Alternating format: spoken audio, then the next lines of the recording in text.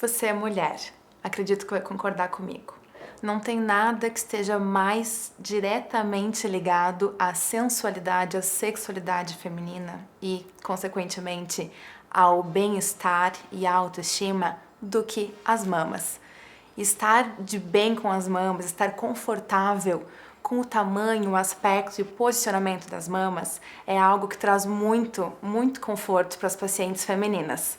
Esse vídeo é para você. Se quiser saber um pouquinho mais sobre cirurgia de mamas, me siga. É muito frequente pacientes procurarem a nós, cirurgiões plásticos, no consultório, queixando-se de algum aspecto das mamas. Há quem tenha pouca mama e tenha desejo de aumentar o volume delas, e há quem tenha mamas que têm um aspecto desgracioso, pitose, que é quando a mama está mal posicionada, caída a ponto de estar mais baixinho do que o sulco que a gente tem aqui embaixo de inserção dela. O famoso segurar o lápis, que todo mundo já experimentou, não é? Então, existem queixas diversas envolvendo a mama. E eu gostaria de, nesse vídeo, falar um pouquinho sobre cirurgia de mamas, para quem eventualmente tenha curiosidade. Vou começar falando sobre a inclusão de próteses mamárias de silicone. É a cirurgia destinada a pacientes que gostariam de aumentar o volume das mamas, mas que já têm uma mama com um bom envelope cutâneo, que não está com pitose, que não está caída, que não tem excesso de pele e que não precisa de nenhuma outra correção, como o tamanho de areola ou posicionamento em relação ao tórax, que tem o desejo primordial de aumentar o volume. As pacientes que procuram para colocação de próteses são geralmente pacientes mais jovens, idealmente com o desenvolvimento mamário já completo. A gente procura fazer esse tipo de cirurgias a partir dos 18 anos, o que não quer dizer que não hajam exceções, principalmente com autorização dos pais, ou quando a gente percebe que a paciente teve uma menarca precoce e ela já está com um desejo bem consolidado de aumentar as mamas e com desenvolvimento completo. Mas são pacientes, na maioria, jovens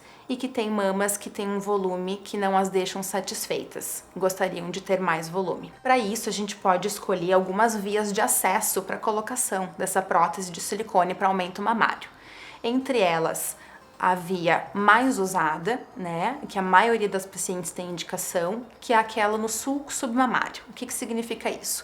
É uma incisãozinha de cerca de 4 centímetros que fica aqui na dobrinha inferior da mama e que vai acabar depois de passar a fase inflamatória, que são os 6 primeiros meses da cicatriz, ela vai acabar passando bem despercebida porque ela vai ficar numa coloração muito próxima à pele.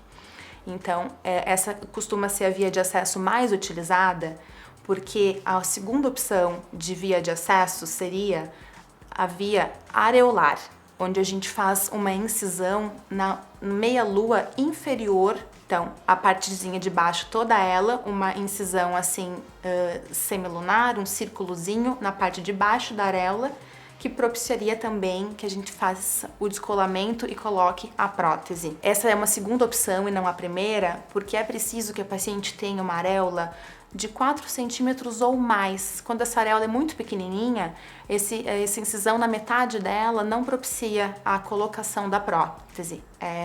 Fica um espaço muito pequeno.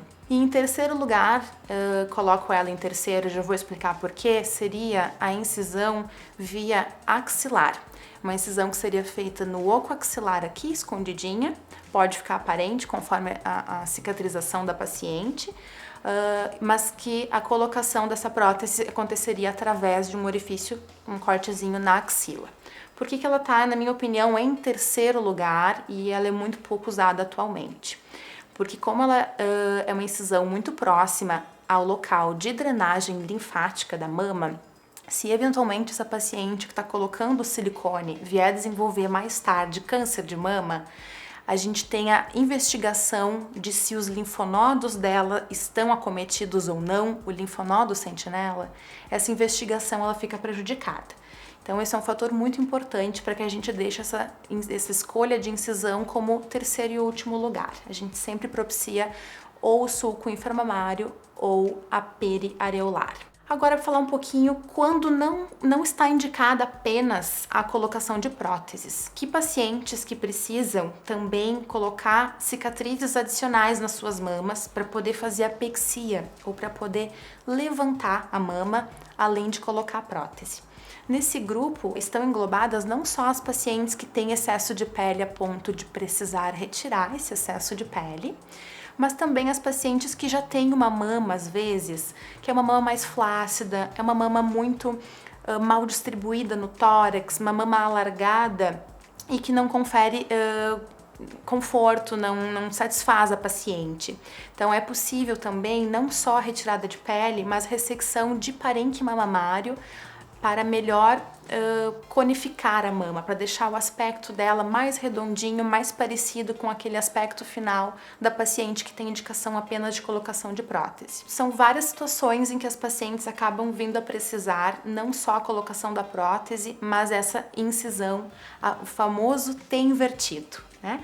Para que a gente consiga ajustar o tamanho de mama, para que a gente consiga levantar, ressecar o excesso de pele, reposicionar uma areola que esteja mal posicionada, que esteja muito para baixo, ou mesmo corrigir um tamanho de areola que seja muito grande, é necessário que a gente submeta a paciente a essa cicatriz.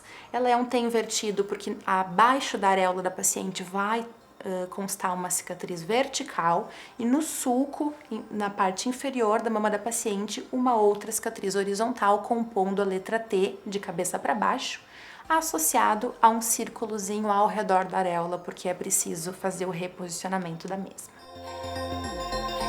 Se você não está confortável com o aspecto das suas mamas, seja questão de volume, forma, posicionamento, se você teve filhos, amamentou e as suas mamas já não são as mesmas, procure seu cirurgião plástico, cirurgião cadastrado na Sociedade Brasileira de Cirurgia Plástica, de confiança, e converse um pouco mais sobre o assunto.